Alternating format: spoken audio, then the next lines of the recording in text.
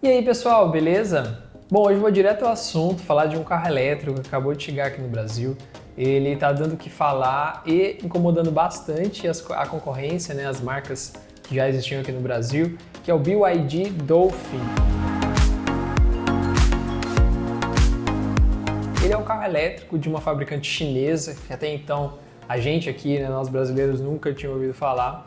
Mas ele está incomodando muito ali as suas concorrentes, né? Principalmente a Renault com o Kwid e a Jack com o EJS1, por conta do custo-benefício. Ele é um carro na mesma faixa de preço desses carros, porém ele entrega mais, né? Eu fui conhecer o Dolphin, né, semana passada e realmente fiquei bastante surpreso porque o produto realmente ele é bem interessante, né? Internamente ali, principalmente, ele tem um acabamento muito bacana, né? Ele tem um visual ali que não agrada todo mundo, né? Ele é bem diferente do que a gente está acostumado, mas não é ruim, né? É difícil falar de visual porque envolve muito gosto. O entre-eixos desse carro também é mais longo, então o espaço interno acaba sendo melhor, ali o porta-mala dele também é melhor e está na mesma faixa de preço desses concorrentes, então você imagina como eles ficaram bastante incomodados, né? Para nós brasileiros é muito interessante porque acaba fomentando ali o mercado e fazendo com que a gente tem acesso, né, cada vez mais faça com que o preço desses carros abaixe, né, por conta da concorrência, né.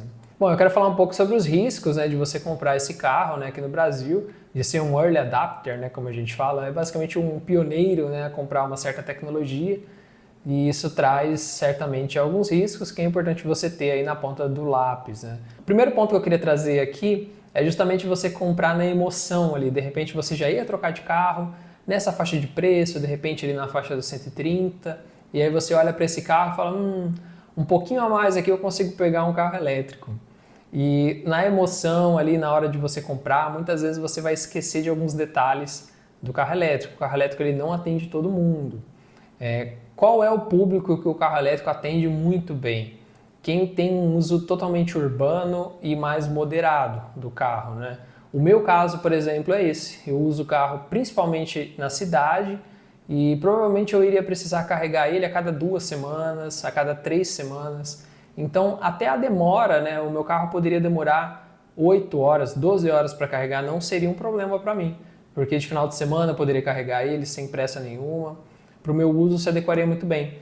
Agora, se você é um representante comercial, por exemplo, viaja muito, aí a coisa já começa a ficar um pouco complicada, né? Ainda no Brasil, nós não temos tantos postos, né, de recarga que você pode ficar na mão ou ter uma dor de cabeça ali na hora de viajar, de ter que planejar, fazer realmente um plano de viagem para saber quais pontos você vai ter que parar, quanto tempo você vai ficar ali para poder carregar o seu carro.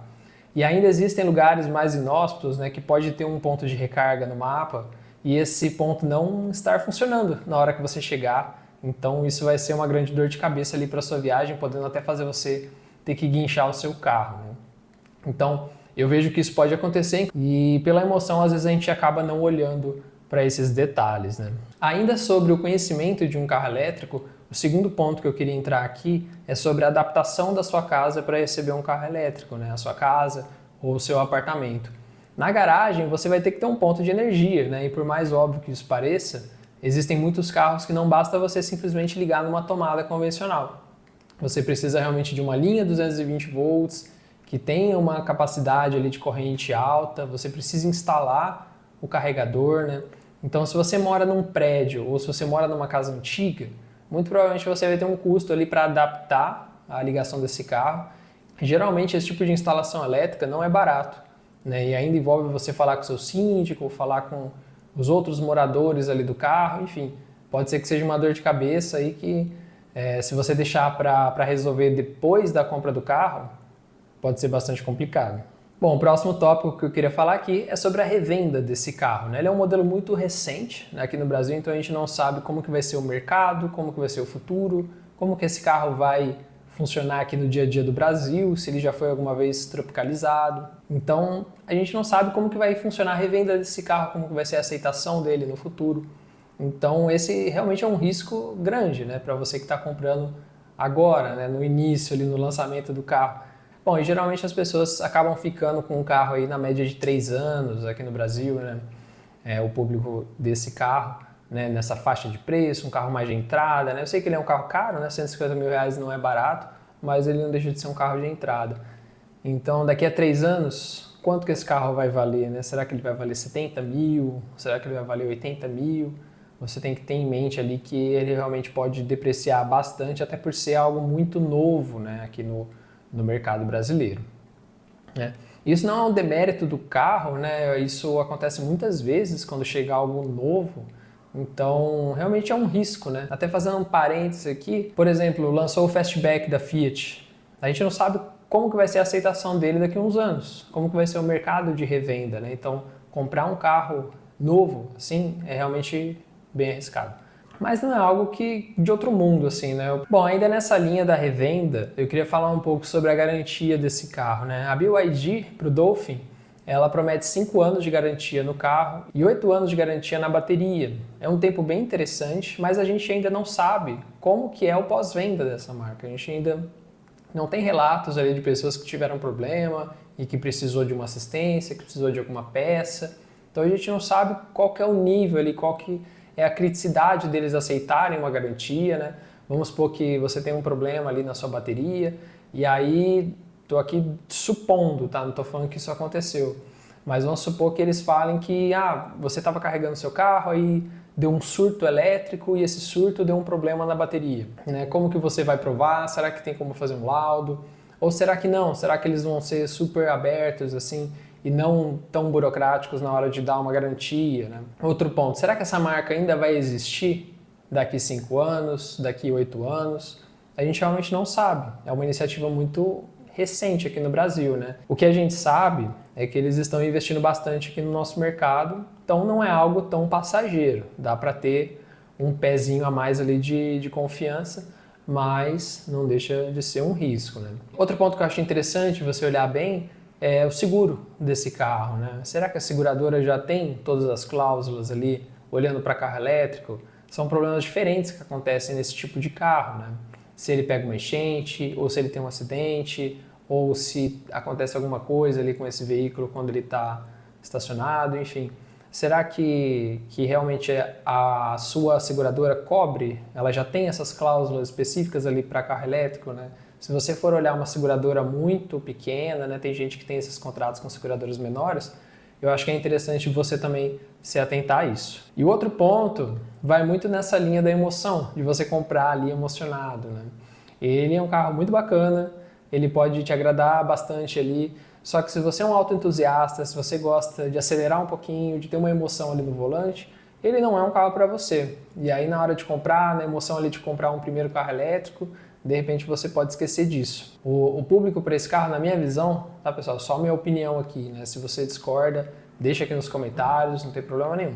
Mas o cliente para esse carro é o cara que quer ir do ponto A ao ponto B, não é aquele cara apaixonado por carro, né? Aquela mulher apaixonada por carro. Ele tem um uso mais urbano, né? Bem pouco, assim, se tem um trecho rodoviário, é para uma cidade próxima ou para algum trajeto mais curto rodoviário.